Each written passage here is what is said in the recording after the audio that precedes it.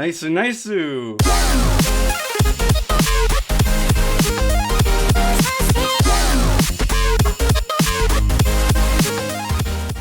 everyone, and welcome to Anime Club After Dark, the podcast that delves into all things anime, manga, and otaku culture related. I'm your host, Alex, but you can call me Senpai, and joining me tonight, I have our poser extraordinaire, Nitai. Hey, yo. We actually made it, dude. We made it! All right, made Nitai, we got to get down to this, though, because as sad as it is, we have to get through this. This is our final review of JoJo's Part 5. It's over, man. It's been almost a year, but it's over. Yep. So this review will be covering episodes 34 through the finale, which is episode 39. So I think we'll start from and also we're gonna do when we get done, we're gonna do a kind of look back on our overall thoughts of Part 5 in comparison to all the other animated parts. Mm-hmm. So this episode will be a little bit longer than our typical Part 5 reviews. Somewhat of an extravaganza, some would say. Yes. Yes. Exactly. Or perhaps a requiem. Ooh. Jesus, please no. Which leads me excellently into the first pair of episodes that we want to talk about, which is the Requiem Gently Plays Parts 1 and 2. Moshi Moshi Makoto Shinkai desu. Your name, is that you? Yeah, fucking it's been a Jesus while. Christ. Is that the sequel? I don't know why any of us are really surprised by the feels, because we all know that Rocky can just instantaneously bring on the feels when he wants to. And it's this like, oh, a character you really episodes, like and sympathize with? Oh, fuck you. You like that dog? Oh, fuck you. We'll get to the dog later, probably. I mean, there was a dog in this sequence of episodes. For once, he was saved. I mean, he was turned into a person, but sure. A lot of people, especially manga readers, were probably a little shocked when they got to this part and saw the enormous feels. I gotta before ask, this feels, we have a bunch of laughs, which is even more. Absolutely. Which is kind of bait and switch a little bit, I suppose. But I do want to talk about this because you're an anime only watcher of JoJo's.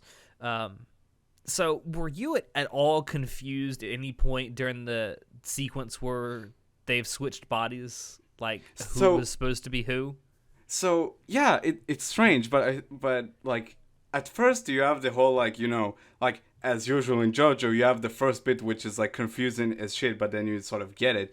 But what I love about like the way this, I don't know how it plays out in the manga, but in the anime, I think the element that grounds this entire effect of like them switching bodies is the fact that the voice actors don't change between the roles. What they do, like the voice actors remain the same for each character, but they change the way they enunciate and pronounce stuff. It's just the whole acting, I guess, of the character that reflects whichever person is inside that current body. And that's brilliant, because the moment Trish jumps out, uses the handgun, and starts speaking very aggressively, very, Mista-like, it's like, oh, wait, I get it. And like, I guess in the manga, it's way more, like, it takes a bit more time to realize that, because you just, based on text, there's no voices in the manga. So. Yeah, but shout outs to the voice actors, to the seiyus. They did a brilliant job. They sold the shit out of that part. It's so good. I would honestly say that the whole sequence itself plays out better in the anime than it does in the manga. In the manga, it's really confusing as to who's inside who, and you have to really keep, because it's never reiterated who's inside who. Gotcha. Like it is in the manga, because they don't really start with someone's looking at Trish and they say Mista. It's like, no, they just talk to her, and it's like, okay, but you have to keep that in your mind constantly while you're reading it, and it's like, I mean, brilliant story like development, but really confusing to keep up with if you're just reading it. Yeah, I think the anime the anime for sure benefits a whole lot from just the actors. But yeah, shoutouts to them. They sold the shit out of that part, and I really enjoyed that. It was fucking hilarious. Yeah. Also, we have to talk about Turtle Polnareff. Polnareff. Hey, so hold on. Hey, Giorno, turn over the turtle. It's Turtle Polnareff!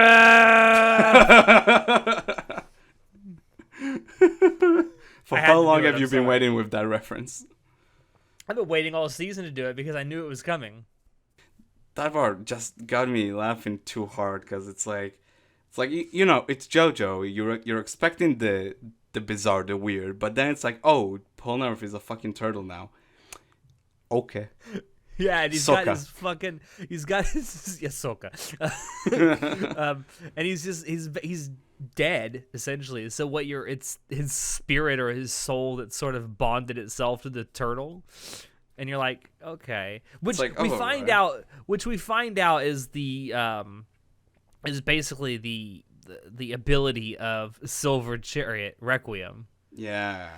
So Chariot And Requiem. it's an interesting ability. I don't exactly see what its purpose would be. Like, I don't know, because technically we only see Chariot Requiem in Berserker mode, so Polnareff has no control over it. So we don't really know how it works when he is like in full control, unlike with another Requiem Yeah. stand, which we'll get to. And it kind of makes sense that it goes berserk because it's a stand that's lost its user. Yeah, pretty much, which is a cool concept, honestly. Yeah. Like we already Which have kind autonomous. of also goes against what we've heard about stands in the past, that when a Yeah, stand but, user dies, the stand dies. No, but we do have autonomous stands. We do know, like, they do exist. But this one specifically is interesting because it's like, What was the stand in part 4 that attached oh, itself to Rohan's back? Cheap Trick. Cheap Trick. That's an autonomous stand. Yeah, and you have a few others, but like the interesting things about this, like the others, that just also Notorious B.I.G. But the thing is, with the other stands, that's their function. But with Chad Requiem, like, if Polnareff were to still be alive, supposedly, I guess it would Requiem would function a bit differently. I think it's not super clear. Yeah. Also, I want to talk about the like design of Requiem. Oh, it's fucking Silver awesome. Chariot Requiem. This I think you kind of mentioned it, and I didn't actually think about it until I read what you wrote about it. This kind of goes back a little bit to part 1 and Araki's sort of embrace of Victorian horror. Yeah. Because like the design of Silver Chariot Requiem looks a lot like something you'd see in a Victorian horror novel. Yeah. It's like this shadowy figure. It's like, and also like this texture that they've drawn him with. It's like so weird. It's like liquidy, but not really. Yeah, it's almost like a cloudy liquid. Yeah, it's really weird. And like we talk about the horror in general.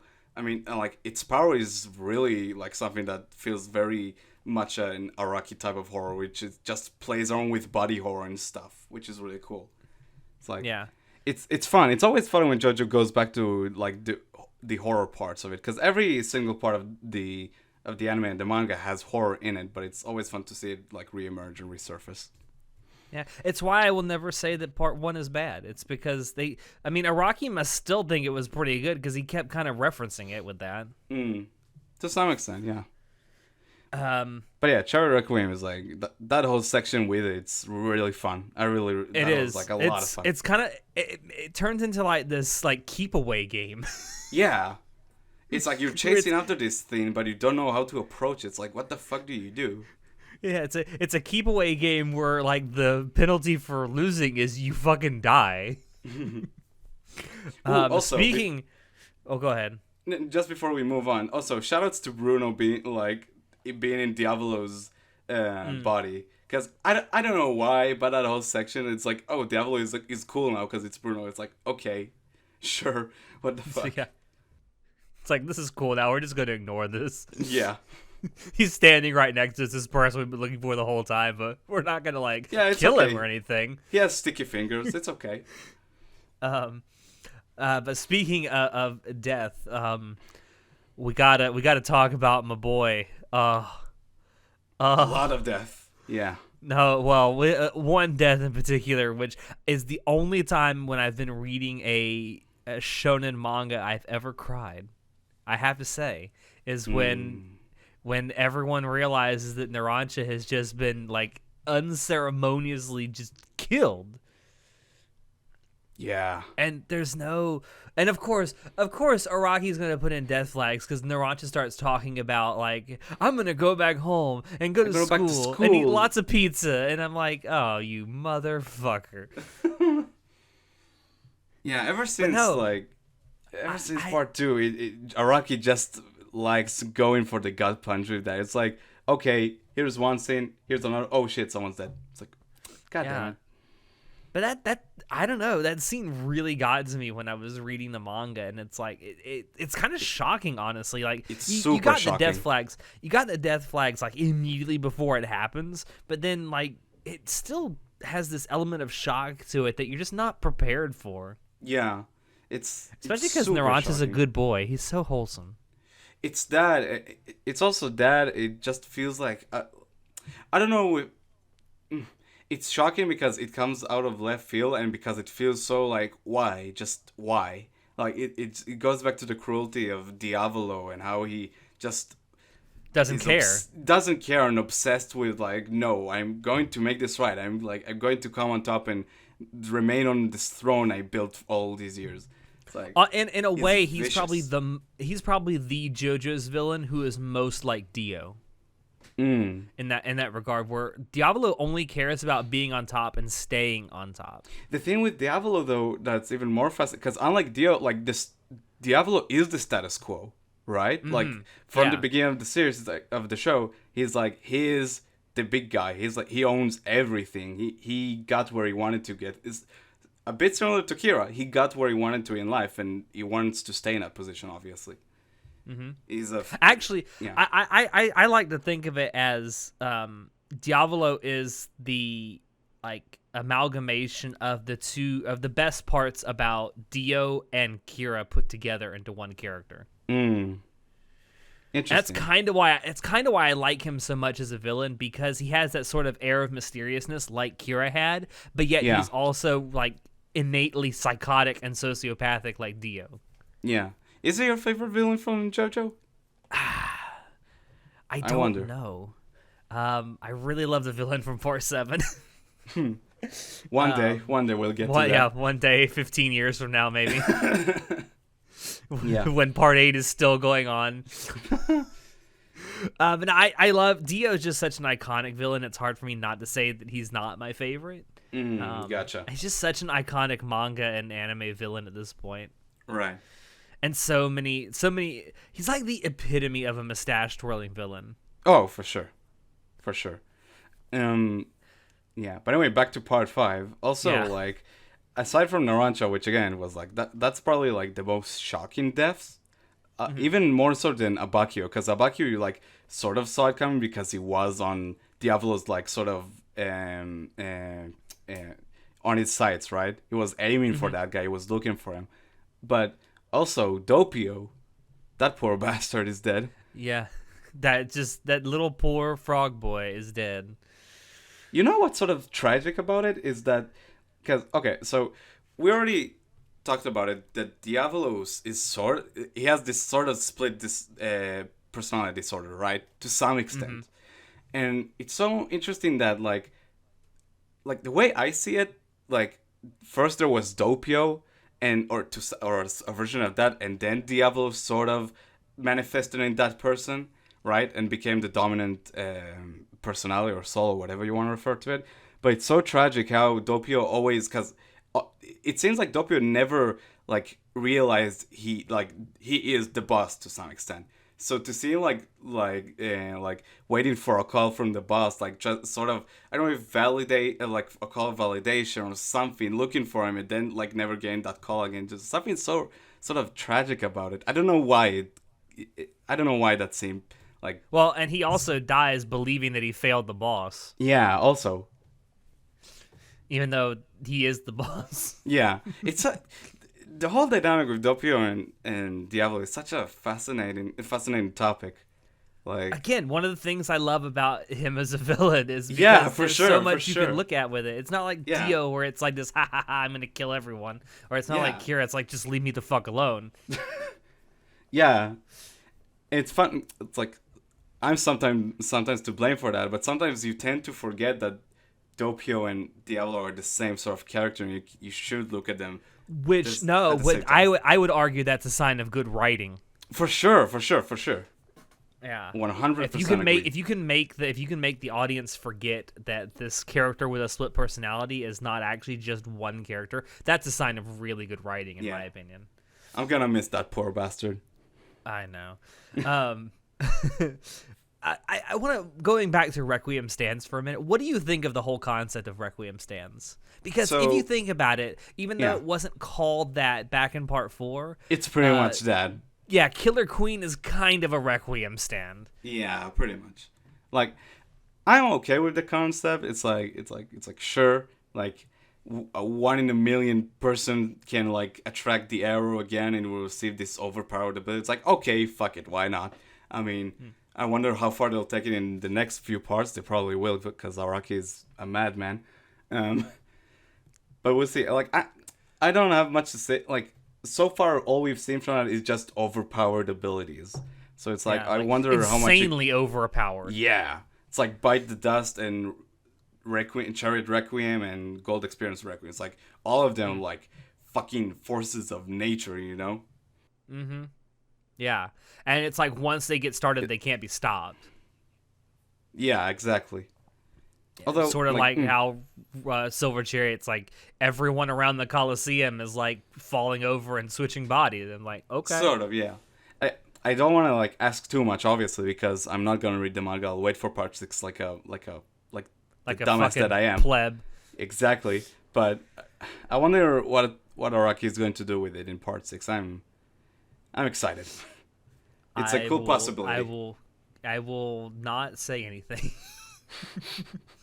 Even though I know exactly how to answer your question.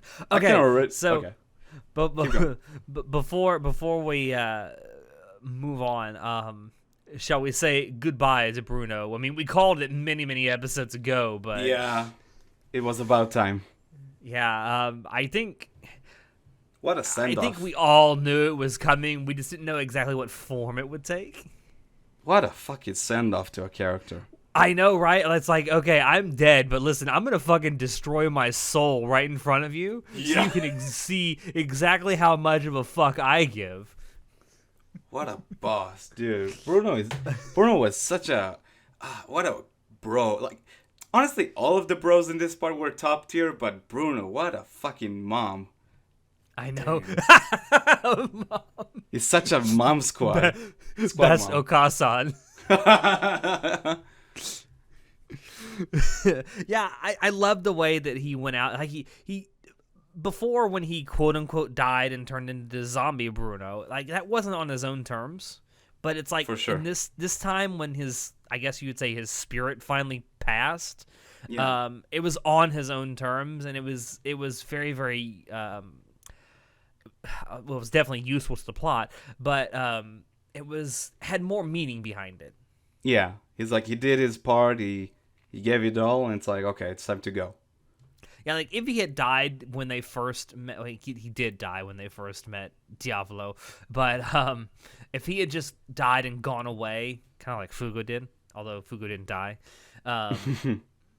He's dead to me. Yeah, I think it would have been the ending would have been so different. It wouldn't have had near as much gravitas as it had.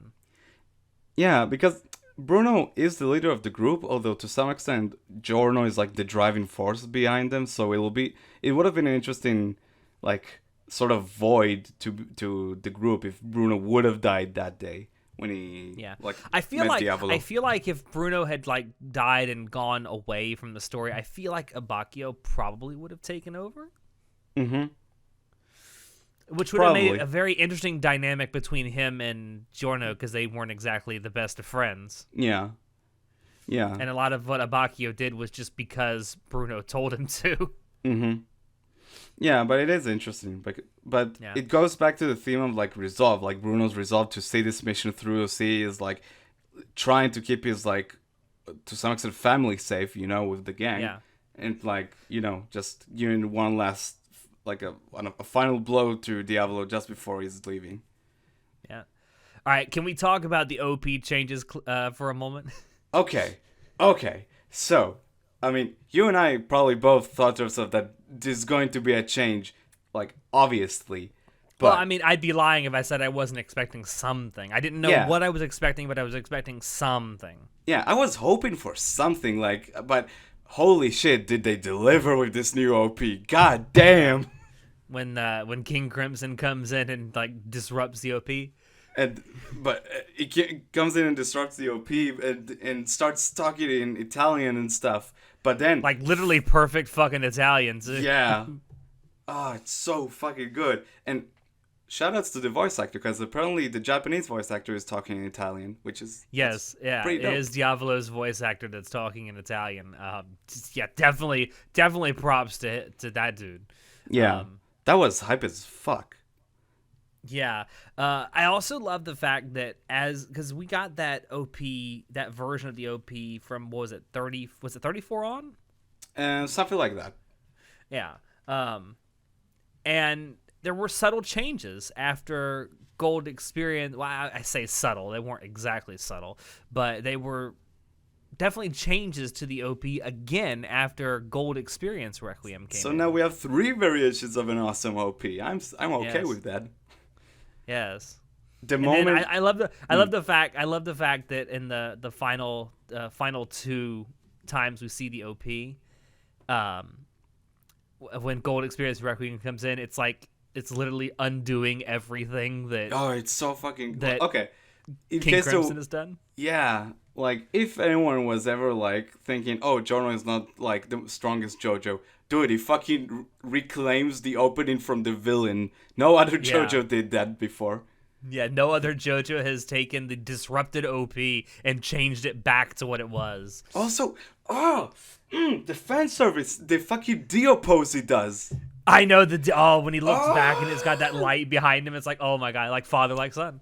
I screamed when that happened. I was like, it's fucking Dio. Because, honestly, like, I can just imagine you fangirling during the OP, like, ah! yeah, that's what I did. I should have recorded it. Fuck. But it's like, like, JoJo, there isn't a whole lot of fan service in the show, like, in terms of callbacks. Like, there is interconnected elements between the parts, but not something I would say is fan service. But the moment I saw the Dio pose in Trader's Requiem, the OP, the Requiem version, it was so fucking good. I was just so giddy and happy. For sure. And also, they finally used that part of the song, which is also great. I like that. Yes, the whole song is really good. Yeah, it's a good banger. I was gonna say something else about it, and I got so wrapped up in the Dio pose. Something I was expecting for the OP, I was expecting at least one version where we got sound effects. We kind of got that when we got Gold Experience Requiem come in. But it was only for the parts when Gold Experience Requiem comes in and after. Yeah, it's interesting because like the previous version, like the Diavolo version of the OP, I think one of the episodes has and sound effects from beginning to end, and then with the Gold Experience, only once like the once it cancels Diablo's power, only the sound effects comes in, which is interesting. Yeah, I don't have much to say about it. It's cool. I like it. Yeah. I think one thing that you and I were a little disappointed about was the fact that we didn't get a quote-unquote units version of the OP, which we could definitely got in parts 3 and in parts 4. Especially in 4, yeah. Yeah. Like, I think you and I were kind of both looking forward to that, and we didn't get it. However, I'm not entirely unsatisfied with what we got. No, again, maybe like our expectations were just a bit too high, but it almost felt right for, I don't know, like, again, I'm going to rewatch the finale again just because we'll get to it later, some other parts I'm a bit iffy about, but I just didn't give this a fair shot because I kept expecting that, like, a units version to come up. But it's like, it's a shame it's not there. Yeah, it's a shame it's not there, but it's like, whatever. Yeah. All right, well, I guess now we definitely have to talk about the final fight. I preface that in like quotation of the final fight. It's the final fight with the main villain, Diavolo. It's not the final fight in the anime. Yeah. Or the story. For sure. What did you think about this fight? Because there's a lot of people in the JoJo's community have really mixed feelings about how this fight played out. I'll tell you what. For me, this fight sort of started back when they entered the Coliseum. Honestly, so for me, like in my opinion, the fight began like 5 episodes ago. So to me, it's like it's been fucking awesome. Like this whole build up and the chase of Cherry Requiem and the eventual retrieval of the arrow and that whole back and forth with Diavolo inside Mista's body and that whole like this group of episodes feel like the final fight. So I was super. I really enjoyed it, and like watching it week to week was super tense and super like exhilarating and frightening, but. And I can't wait to rewatch the show and like see how it plays out like in a binge session. But I'm super happy with how the final fight turned out and I get why some people view like the final 2 episodes or only one of them actually as the final fight with Diavolo. But let's be frank, it started back when they entered the Coliseum. Like let's not kid ourselves. I'd like to point out my prediction at the very beginning of this was right. They did the final fight in 5 episodes. That's right. You did say that. I figured that's about. I judged that based on the pacing of the first 12 episodes, and I had a feeling that it was going to be about 5 episodes. I forgot about that. Yeah. And it turned out to be almost exactly 5 episodes. It's like 5 episodes and then one scene in a 6th. Yeah. It was fucking great. I love this entire section of the story. This entire final fight with Diablo is fucking awesome. It's great. Yeah. I love the way it played out. I love the fact that it basically, the entire fight revolved around a game of essentially keep away from a stand that was going berserk because it had lost its user. And also, it's a game of who the fuck is who. Yeah. It's like like, tense, but it's a lot of fun. Can I trust you? Yeah, that whole section where Jordan is like approaching. Which one of them was it? It was approaching. It was Trish. Yeah, it was approaching Trish. Yeah, Trish and Mista and Trish's body. Mista and Trish's body. Fuck. Yeah. But you know what? You know what that entire scene reminded me of? Oh, you're approaching me. You're approaching me. Can't check how many souls you have if they don't come any closer. We'll come in closer. That whole bit was awesome. I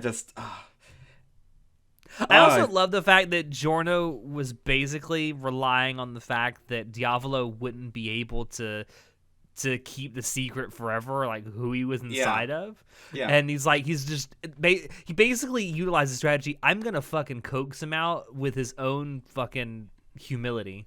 Yeah. Which is great. The whole conflict between Giorno and Diavolo, while not like being outright like it's not spelled out to you, but the whole like dynamic between them is like really cool in my opinion. It's like it's interesting because like think about it, Diavolo's power is pretty much like skip the process, get to the result, right? And that's how he's like trying to outdo fate and remain in his throne or whatever. But Giorno's whole deal is like, no, I'm gonna stick with my resolve and I'm gonna see this through, like one step at a time. Which has kind of been the theme of the entire part. Can you fight fate? Yeah. And to some extent, you can't, but can you? I mean... I would say that the outcome kind of shows that to some extent you can change fate, but it requires a lot of resolve on your part. Resolve and sacrifice. And a lot of sacrifice. Much blood. I will say, a lot of people do say that the final fight and the way it ends in general, which we're about to get to, is very, very anticlimactic. I can certainly see where a lot of people come from with that. We were so used to in parts, I would say in parts 1 through 4, honestly, where you got to the final fight and it was absolutely epic, and that was where it ended. There might in the anime adaptations you might get like where are they now at the end, but that was it. That was what you got. Yeah, but it's interesting. That's not what we got this time. But it's interesting because like if we're talking about the fate of the villain, because in part 4, like the end of like Kira's death is sort of anticlimactic. That's the point.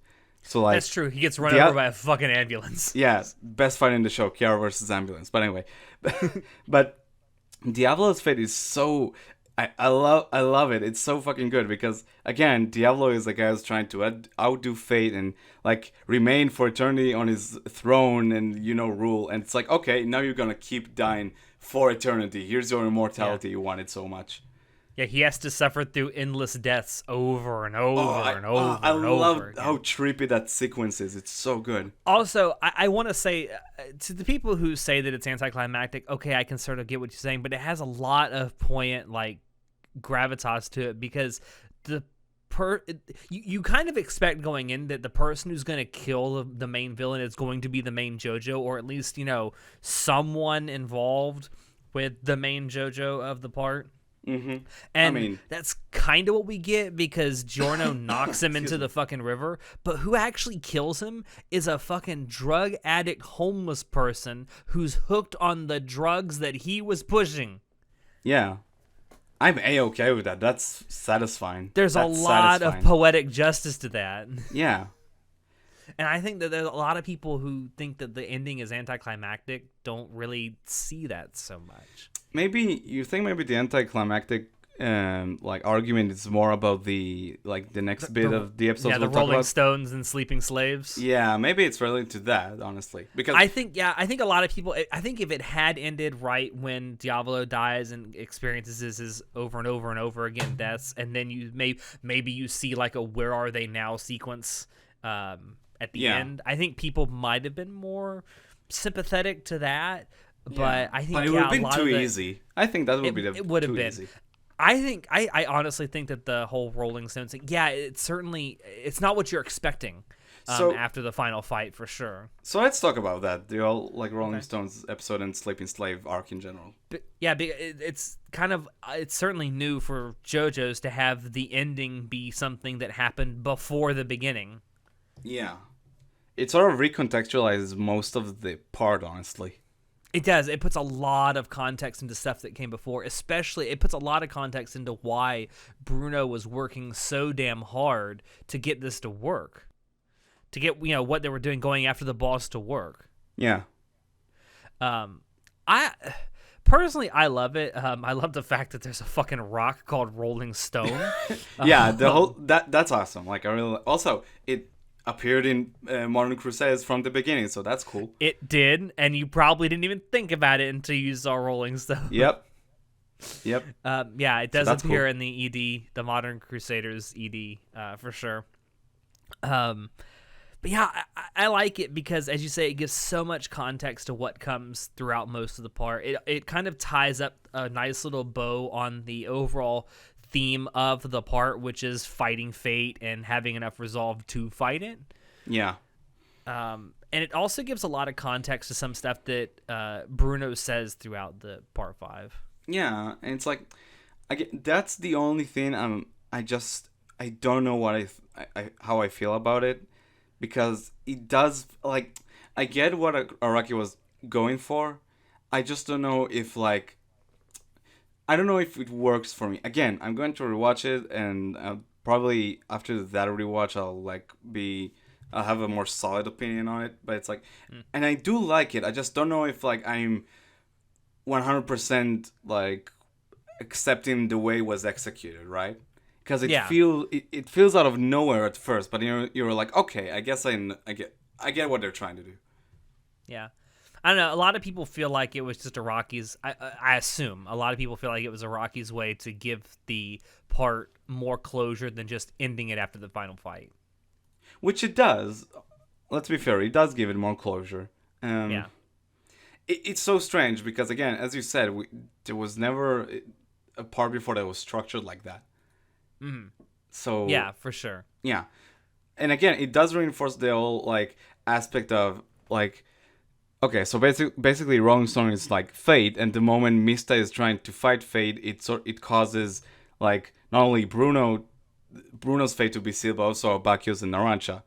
But they do manage to it's interesting philosophical discussion, I guess. It's okay, the moment you try to run away from fate or try and go against it, it does change, but maybe for the worse.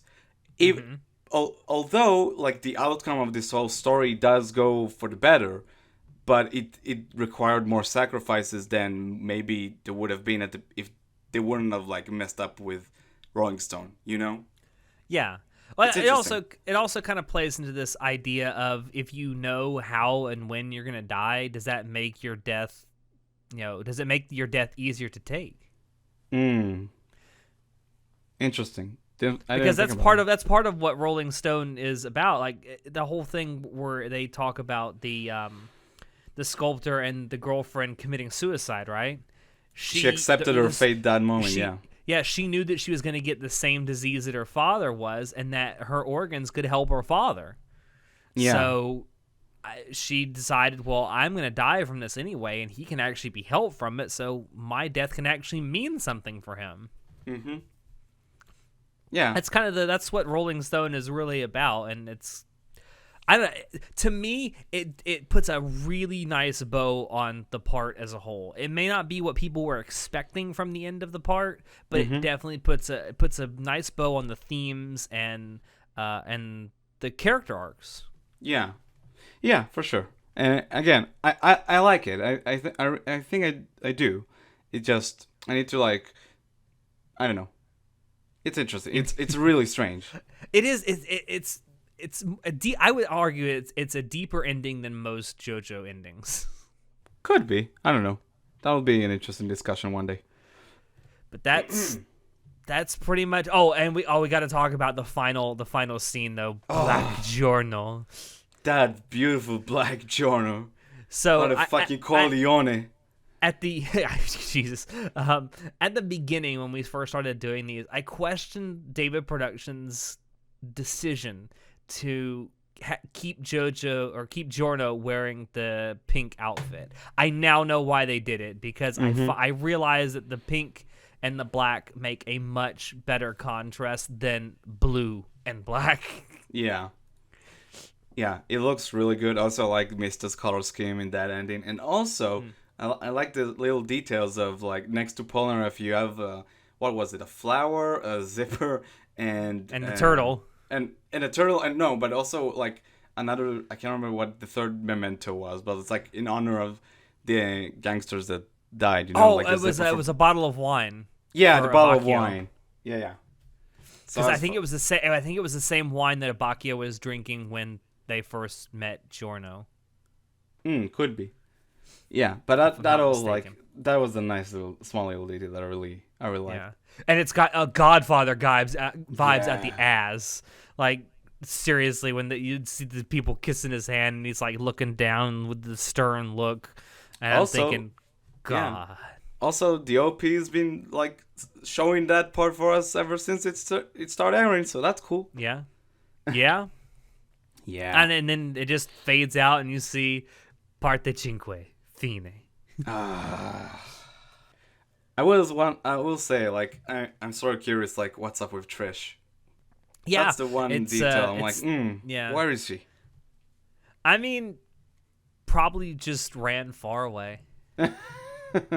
Went back to Sardinia to do absolutely nothing. To sip sparkling water.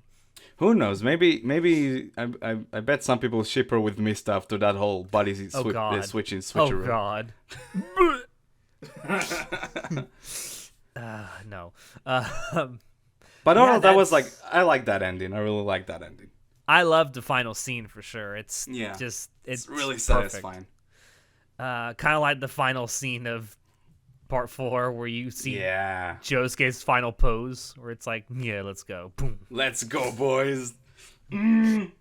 That's the only thing that could have made this better, and of course it wasn't in the anime. The only thing that could have made it better is if Giorno like struck a pose right at the end, and then it went to the end card. How does it end in the manga? What's like the final bit? Pretty in much the same way, and Okay. it's the exact same way where you see Giorno having his hand kissed by some randos in a chair. You have Mista holding the window open, and it just says Part 5 end. Yeah. I don't. I'm okay with this. I really like how this ends. It's really satisfying. I do too. All right. Well, now that that's over with, what are our overall thoughts of Part 5? Let me start out by asking you this. So you've seen the anime adaptations of Parts 1 through 5 now. Yeah. And having not read the anime or The manga. read the manga, I personally think that this is the best adapted part so far, because some of the stuff that was added actually was really, really good for the context that we got. Right. And I think none of it seemed like filler. I mean, it Totally. In theory, I mean, it technically was filler, but none of it felt like filler. It felt like stuff that may have actually been written by Araki. Yeah. So in my personal opinion, this is the best adapted part so far. I also think that this is one of the best manga adaptations I've ever watched. Like, this is up there with K-On! In its levels of manga adaptation. I've said it many times, and now that it ended, I do stand by that statement. Part 5 is the best season of JoJo yet, for sure, in terms of the production, and like from talking to you about it seems the adaptation, like the quality of the adaptation, and just in terms of production itself, yeah, by far it's the best season. It's great. It was a lot of fun. Is it my favorite part?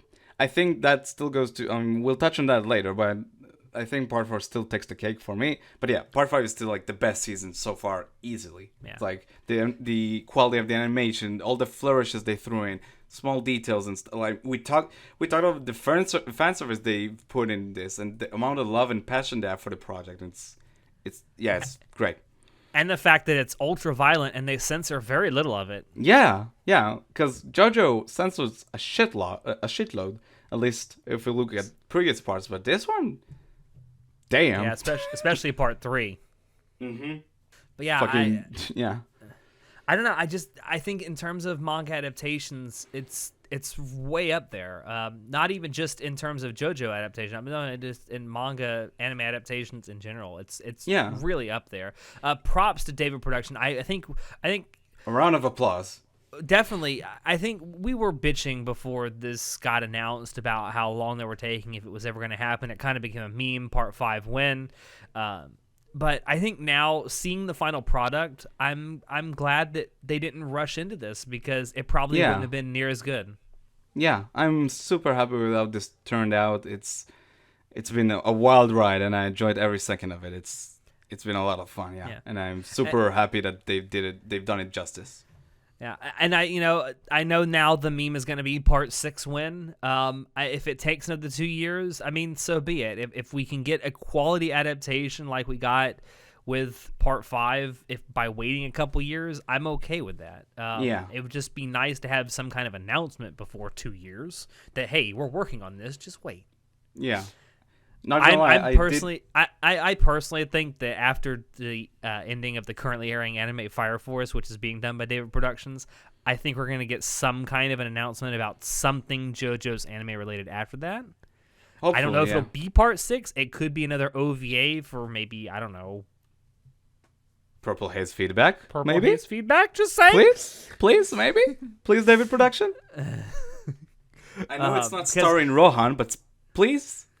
But I mean, we did get the 2 Rohan OVAs in between parts 4 and 5, so it's not unheard of that we might get another OVA in between parts 5 and 6. I'm pretty sure based on how well part 5 did as an anime, we will definitely get a part 6 adaptation. Mm-hmm. Yeah, it's not a question of if but when. But honestly, back to Purple Haze feedback, do you reckon how many OVAs do you reckon they'll need if they are going to adapt it? I think if they did 2 30-minute OVAs, they could probably adapt most of the story. Okay, that's reasonable. Let's cross our fingers for that. Yeah, just more Fugo, please. Yeah, apparently he's such a pretty boy. Shoutouts to that one scene after Narancia dies, and it cuts to Fugo walking in the streets alone and looking pretty depressed, looking up to the sky and seeing this bird that represents Narancia flying away. I know, right? Oh God. Was that in the manga as well? No. Ho David Production. Yeah, I know, right? I don't remember Fugo ever being in the manga after he leaves Hmm. That was a Well, nice little detail. except in the Rolling Stone, Yeah, obviously. because that takes place in the past. But yeah, I'd love to get OVA, or maybe even a couple of OVAs for Purple Haze Feedback if we could. It's a really good story. If you haven't read it, I definitely recommend it. It's technically not canon because it's not written by Araki, but Araki likes it. Fair enough. So, I think probably the best way to kind of start to wrap this up. What's your favorite moments, stands, characters, scenes, fights from part There's 5? so many. I can tell you what my favorite moment is, and part of it's my favorite moment for how well it was adapted. Go for it. I'm gonna say the 7-page Muda during the Oasis and Green Day fight. So good, so good. Just the animation during that was absolutely beautiful. Also, the voice acting in that was so satisfying. I know. Fucking machine guns rolling. Oh, so good. Also, that's the thing. Like when I think about part 5, and I think to myself how much I liked it, and if there were things about it I didn't really enjoy or found lacking, I come back to all of these really top tier fights, like again with Chocolata, with Prosciutto and Beach Boys and Grateful Dead, and with Diavolo, the multiple fights we had with him, and just so much clever use of the stand system, which Araki just I don't know how he keeps doing it, and he knows how to write fucking awesome fights. But it's not only that, it's the characters, how much that, because I'm gonna be honest, when before part 5 aired, I wasn't really thinking I'm gonna really connect to these guys that much. I was like, they look cool, but whatever. But I love every single one of not only the main cast, but also La Squadra, and again Diavolo himself, and just there's so much to love about this part. I don't know. I will say though, one thing that does, the more I think about it, the more I like it and just sort of connect with it.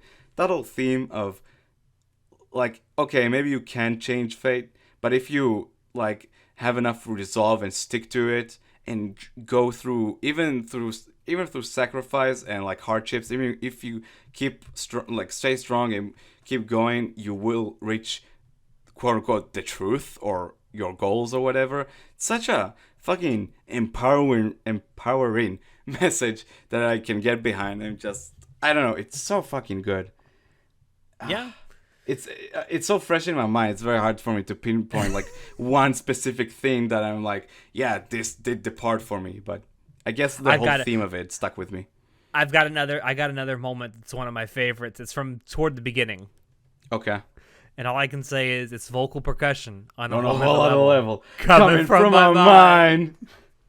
The whole torture dance sequence. That's 4 panels in the manga, and David Productions turned it into a 60-second long scene. When that episode dropped, everyone lost their goddamn minds, and I enjoyed every bit of it. It's one of the greatest anime scenes of all time. Shoutouts to Yugo Kanno and his soundtrack, dude. I know, right? Good job, dude. Congrats for creating a bootleg version of Pussy Control. Exactly. Because God knows you're never going to have an actual Prince song in your anime. Yeah, right. But yeah, a lot of those moments from early on where you're getting to know the characters and such, I really like that. God, what's my favorite stand? I have to say, my favorite stand from a design perspective is probably Spice Girl. Yeah, Spice Girl for sure. She looks amazing. But my favorite stand in terms of actual favorite stand is probably Gold Experience. So OP. Speaking of design, Gold Experience Requiem looks amazing.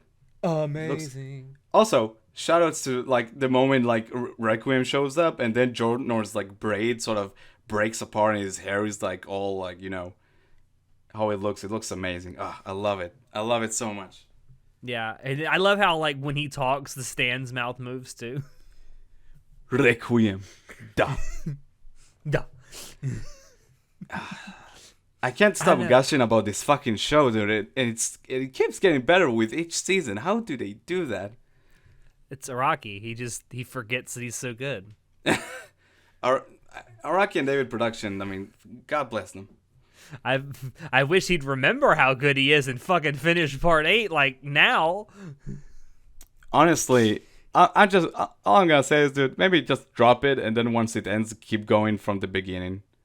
Oh God. Give it a fair Anyway, shot. part 8 is another animal entirely. Jesus Christ. See you in part 8 in 10 years, boys. 10, 20. Rocky will be in his 90s before we get an anime adaptation of that. For sure.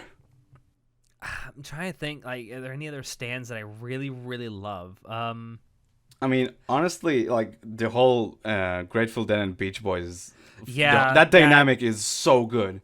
That It's so entire good. fight is really good because not only is it a good utilization of stands, a really creative the utilization of stands, but it's also a very creative utilization of the setting in which the fight takes place. Yeah, the whole like train like setting Yeah. is so good.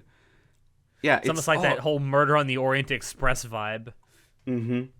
So much fun. It's like, and I know we haven't seen much of it, but Purple Haze is such a fascinating stand. for Yeah. me. I really like it. The design Yeah. is awesome.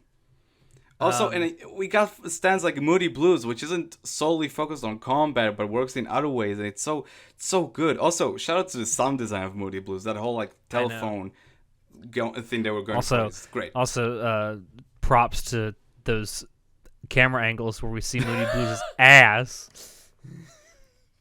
Yep, I did give it the award of best ass of 2018. That ass.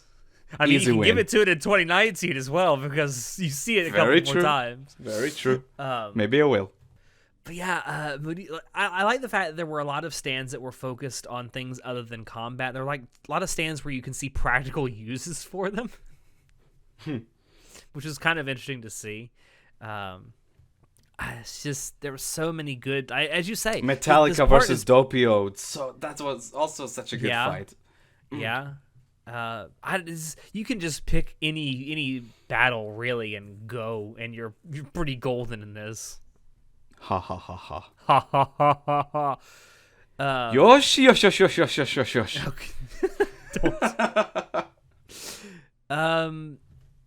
So I have to ask, the main JoJo of this part, Giorno, where does he stack up in your JoJo tier so far?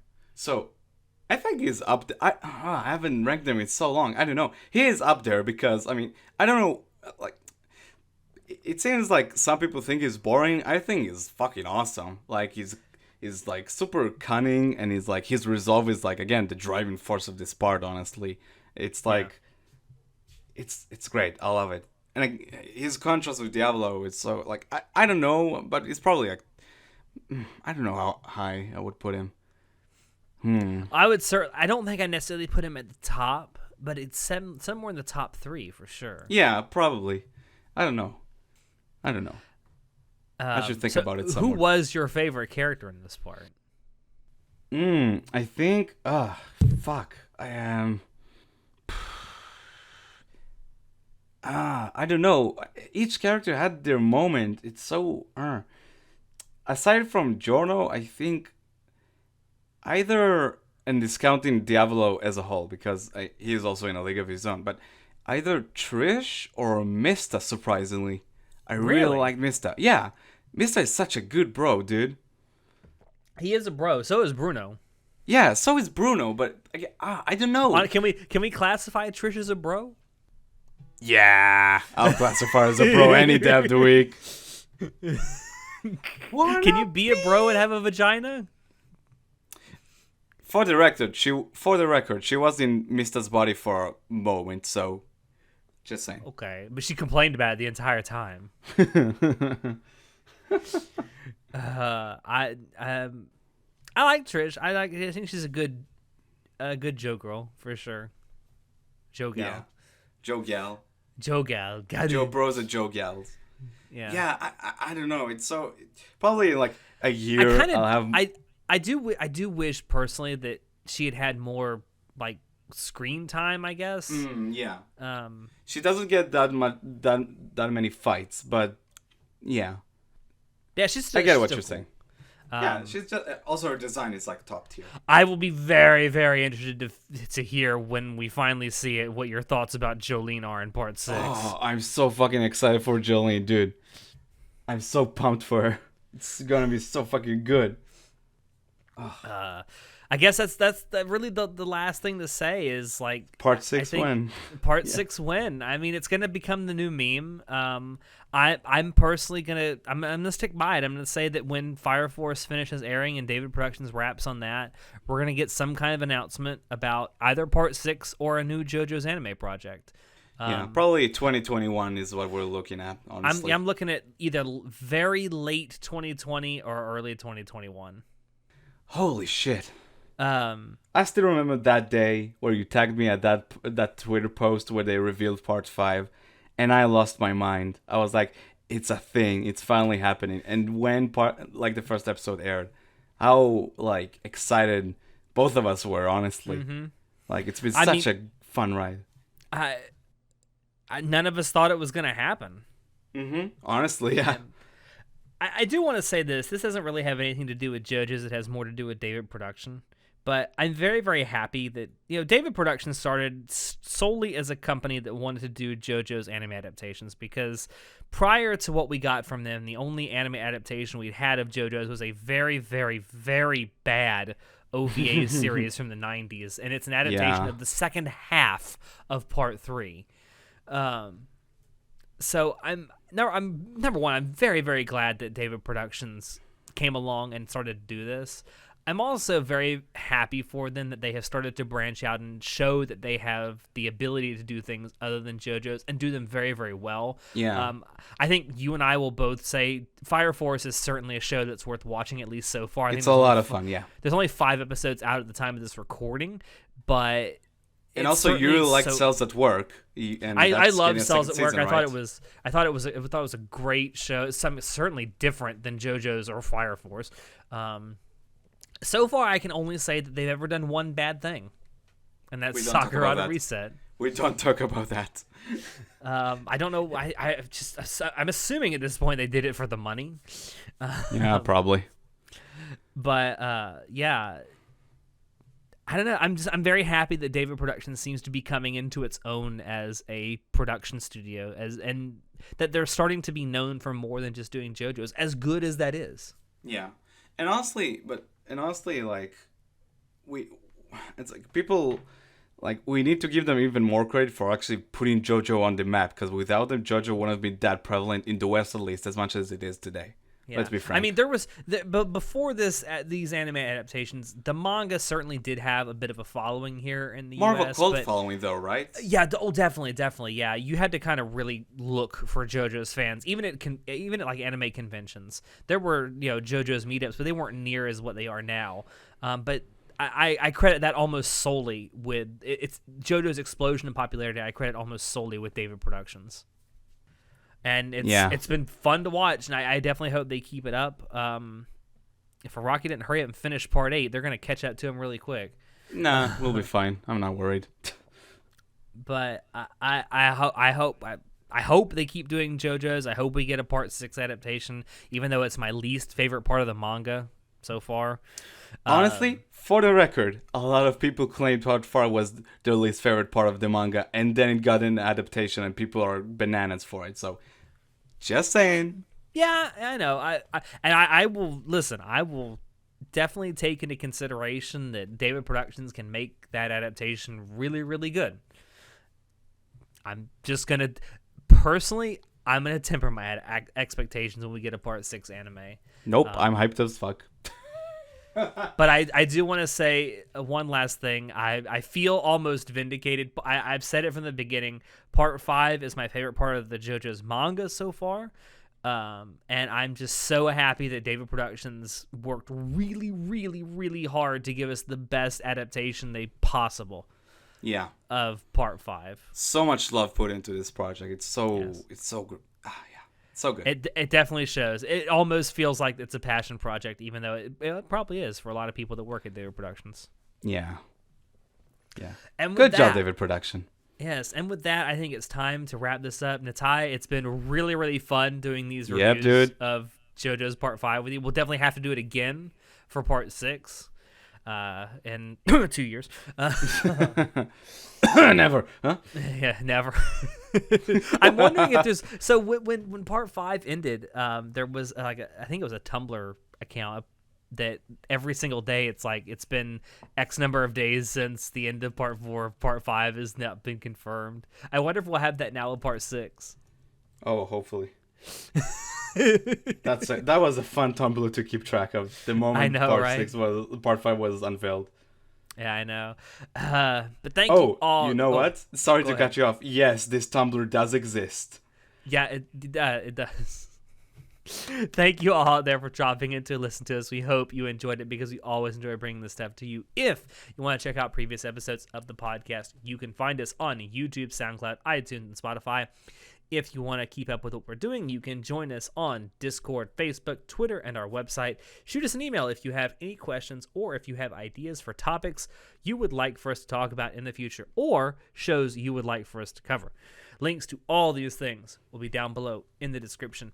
As always, I have been your host, Alex, and I will see you next time. Say yada yada daze, Nitai. Yada yada daze. Good into daze. Quick, we need to get more references in. Justice. Me parte. Requiem. Do you know, hey, Nitai, What? do you know what Part 5 has been? What is it? It's been a gold experience for all of us.